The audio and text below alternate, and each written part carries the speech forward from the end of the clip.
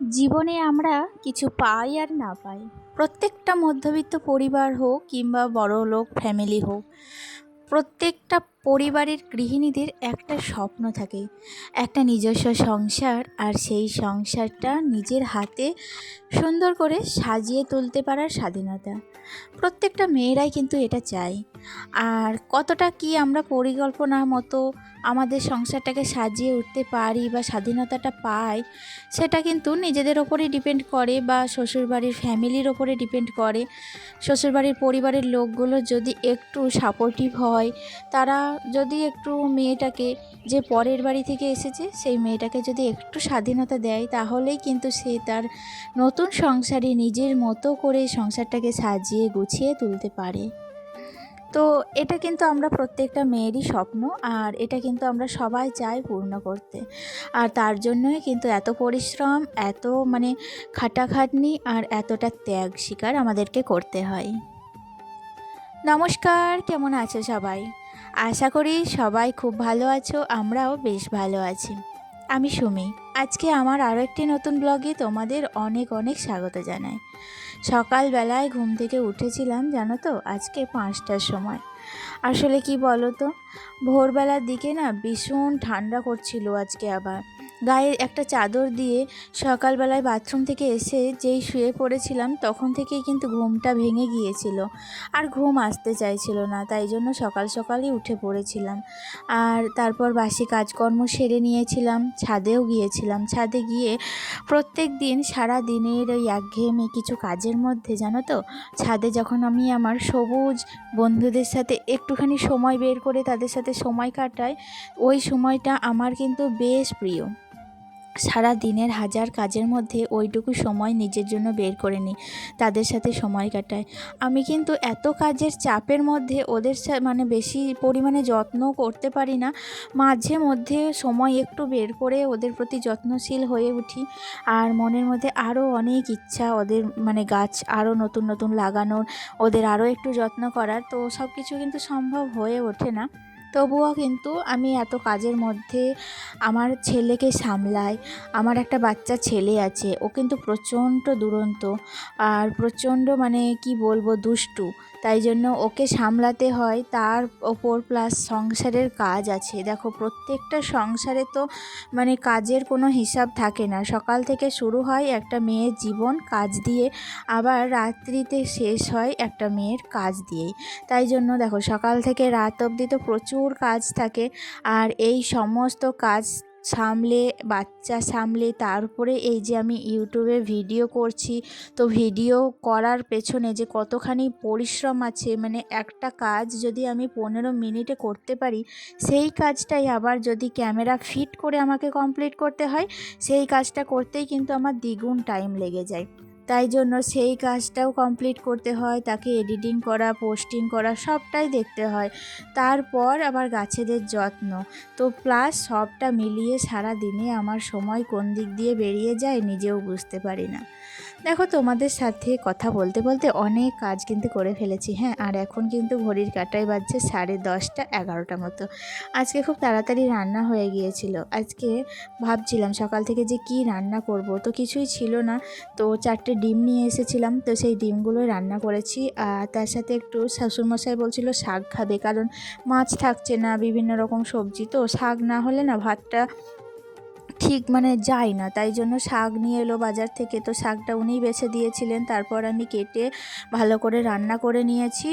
আর দেখো, রান্না বান্না কমপ্লিট করার পর এখন কিন্তু রান্নাঘরটাকে একটু পরিষ্কার করে একটু ডিপ ক্লিনিং করব। তো রান্না বান্না করার পর প্রত্যেক দিনই যদি হাতে মাত্র 15 মিনিট সময় নিয়ে রান্নাঘরটাকে একটুখানি গুছিয়ে রাখা যায় বা একটুখানি গোছানো যায়, তাহলে কিন্তু প্রত্যেক গৃহিণীর এই সুন্দর রান্নাঘরটা আরও সুন্দর হয়ে উঠতে পারে। তো দেখো, আমি কিন্তু ফ্লোরগুলো থেকে আরম্ভ করে একদম সানসেট সমস্তটা ভালো করে পরিষ্কার করব। রান্নাবান্না করার পর আজকে হাতে অনেকখানি সময় বেঁচে গিয়েছে, সেখান থেকেই 15 মিনিট সময় বের করে নেব, আর তারপরেই কিন্তু রান্নাঘরটা গোছাবো।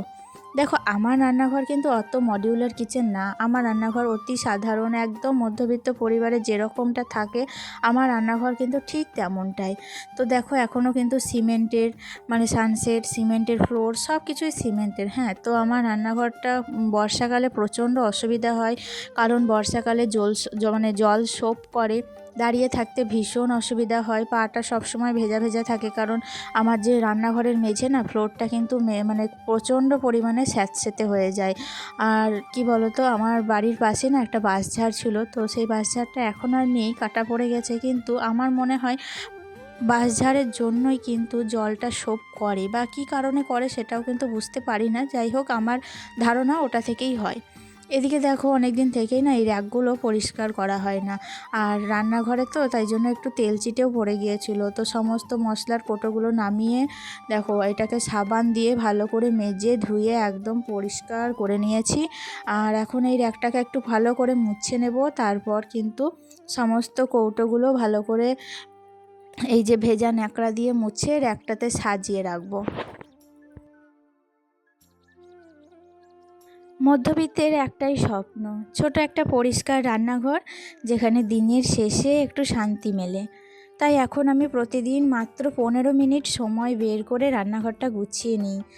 প্রথমে সব বাসনগুলো জায়গা মতো রেখে দিই, তারপর গ্যাসের ওভেনের চারপাশটা ভালো করে মুছে নিই, কারণ ওখানেই সব থেকে বেশি তেল আর ময়লা জমে থাকে। তারপর কি বলতো, সিঙ্কটাও ভালো করে পরিষ্কার করি, আর শেষে পুরো একদম রান্নাঘরটা ফ্লোর থেকে আরম্ভ করে সবটা মুছে দিলেই যেন রান্নাঘরটা আবার নতুনের মতো লাগে। সারা দিনের যতই কাজ থাকুক না কেন, পরিষ্কার একটা রান্নাঘর দেখলে মনটা সত্যিই ভালো হয়ে যায়। মধ্যবিত্তের ছোট ছোট স্বপ্নগুলো হয়তো এমনই, নিজের সংসারটাকে সুন্দর করে গুছিয়ে রাখার চেষ্টা। আর হঠাৎ করেই দেখো আকাশ ঘন কালো হয়ে মেঘ উঠে এসেছে, তো আমি না মানে অজান্তেই বললাম যে দিদি দেখো মেঘ উঠেছে প্রচুর পরিমাণে, তো আমাদের কিন্তু ট্যাঙ্কিটা চালিয়ে দাও। হ্যাঁ, কারণ আমাদের এখানে ভীষণ সমস্যা, মেঘ উঠলে কিন্তু কারেন্ট চলে গেলে আর মানে কোনো কারণেই কারেন্ট আসতে চায় না, আর জলের ভীষণ সমস্যা। তাই দেখো আকাশে কি মানে কালো হয়ে মেঘ এসেছে, মনে হচ্ছে ভীষণ পরিমাণে একটা ঝড় বা কিছু একটা আসবে, দারুণ কিন্তু মানে মেঘ করেছে। তাই জন্য তাড়াহুড়ো করে কিন্তু সমস্ত ছাদের জামা কাপড় যা ছিল সেগুলো কিন্তু পুরোটা শুকায়নি, মানে অর্ধেক শুকনো হয়েছিল, তবুও সেগুলোকে তুলে নিয়ে এলাম। আর এখন দেখো মানে বারান্দার সমস্ত মানে কাঁচগুলো ভালো করে লাগিয়ে দিচ্ছি। বিশ্বাস নাই, যদি ঝড় আসে তেমন একটা, তো ঘরবাড়ি সবটাই নোংরা হয়ে যাবে। আর ভেজা জামা কাপড় যেগুলো অর্ধেক ছিল সেগুলো কিন্তু বারান্দার মধ্যেই না মেলে দিলাম হাওয়াতে শুকোনোর জন্য। তো সমস্ত ঘরের জানলা প্রায় দেখো একটা একটা করে জানলা বন্ধ করতে না অনেকটা সময় লেগে যায় জানো। সকালে এই একটা কাজ, এই জানলাগুলো একটা একটা করে খোলো, আবার এই দেখো ঝড় বৃষ্টি হলে কিন্তু আবার সবগুলোকে একটা একটা করে বন্ধ করো, এটাই হচ্ছে সমস্যা। তো যাই হোক, এখনও কিন্তু স্নান করিনি, এই যে মানে সমস্ত কাজ কমপ্লিট হলো, এবার স্নান করবার কথা ছিল, তো স্নান করতে করতে না এরকম একটা ঝড় চলে এসেছে। আর বুঝতেই পারছো ঝড়ের শব্দ শুনে তোমরা যে কী পরিমাণ ঝড়টা এসেছে, চারিদিকে কিন্তু কালো অন্ধকার নেমে এসেছে। তো মানে আকাশ কিন্তু ঘন কালো, তার সাথে বাড়ি অন্ধকার হয়ে গেছে, কারেন্ট চলে গেছে, বুঝতেই পারছো কি ভয়ঙ্কর ঝড় হচ্ছে, শব্দও শুনতে পারছো তোমরা।